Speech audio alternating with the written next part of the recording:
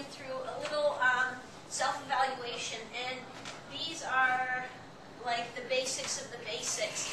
This really isn't even that goalie specific. It's really more just, can you really move? Do you have sufficient range of motion in some of the areas where hockey players, but even just people who, you know, we sit so much in daily life, we sometimes get tied up in different areas, and being tied up in some of these areas can really predispose us to some back injuries and hip injuries and trouble down the road. So, you know, I kind of, in the article I wrote that accompanies this, I kind of related it to, you know, a car. Maybe you drive your car and you're kind of used to its idiosyncrasies, but then somebody else drives it and they're like, oh my gosh, your steering wheel, you have to hold your steering wheel, you know, crooked to go in a straight line, and you're just like, yeah, you know, doesn't everybody? But so here are 3 little tests that we're going to do. The first one is just a little test of your hamstring length. So you're going to put your foot on just kind of like the seat pan of a regular chair and stand up nice and tall. So don't round your back, don't reach for your toes, because that kind of brings in back flexibility, but just stay nice and tall. These toes pointing up to the ceiling, these toes pointing straight ahead. They'll probably actually both want to fall out a little bit. So up tall, nice neutral arch in your back. And if you don't feel a strong stretch, or what might even be an uncomfortable stretch at that stage, you've passed stage number 1. Now, if at that stage you're like, oh yeah, you know, I really, really feel that stretching, then you need to stay there and get that improved, because that's a flunk, my friend. Then we'll go here, something that's about hip height, something that when my foot's up on here, I'm going to be about, my thigh's going to be about parallel to the floor. So I'll put my foot up there and then just come up nice and tall again in my low back. Once again, you might feel a medium stretch there, and that's just fine.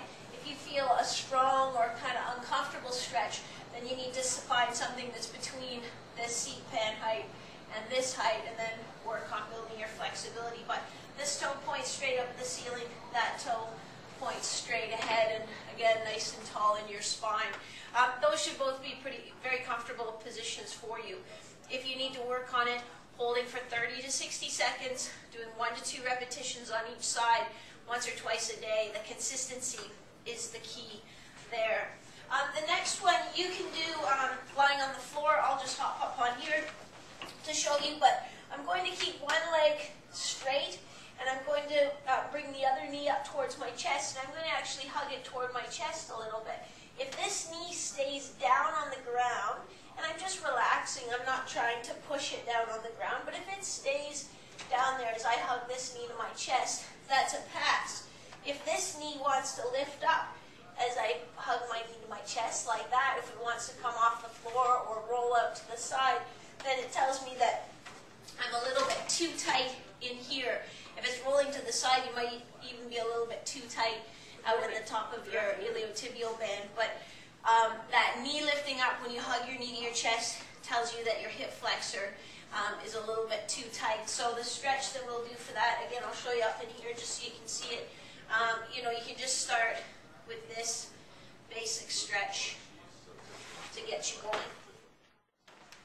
The final test of this little sequence is a shoulder mobility test.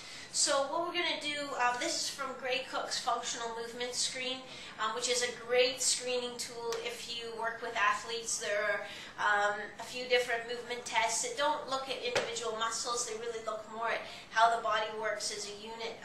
So it's a fantastic tool to look at. It's called the Functional Movement Screen, and definitely check it out. But what you're going to do for this one, this shoulder mobility test, is you're going to make a fist the way that you're not supposed to make a fist if you're in a bar fight. So you're going to put your thumbs on the inside of your hands, and step back. First you're going to measure the length of your hand.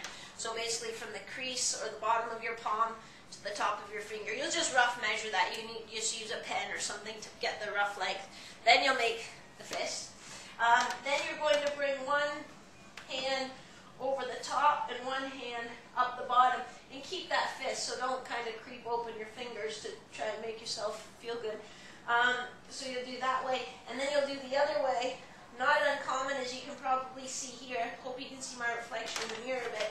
Not uncommon to have one side that's better than the other. But basically we want to have our knuckles within a palm length of one another. So if it's within a palm length, which is a pretty big distance, you get a pass. If you're more than that, or maybe you're good on one side but not on the other, then again you have flunked. And I'm going to show you a little stretch you can do to improve that. So here's a little way that you can work on that shoulder mobility. If you stand at the wall with your head, your shoulders, and your rear end touching the wall, your feet don't have to touch the wall, but your shoulders, your head, and your rear end touching, and then you'll just bring your elbows to touch the wall. So my upper arm is about parallel to the floor. Now it's important that I keep my low back in the same position as I rotate up as far as I comfortably can, but without arching my back as I go, or without shrugging my shoulders as I go. So only go as far as you can. Lots of people will just get to here, or you might have one side that gets to all the way back and one side that's stuck. And then again, you'll come down. Now as you come down, don't let your shoulders roll forward. Just come down the amount that you comfortably can and roll back again. And you'll just work it like that. But again, keeping your good back position. So when you do these little home tests, you shouldn't feel any pain. When you do an exercise like that, there shouldn't be pinching in your shoulder.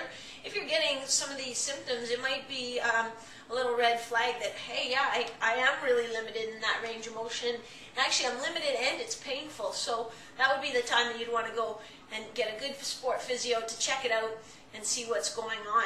Limitations in shoulder mobility can also be related to stiffness in your upper back.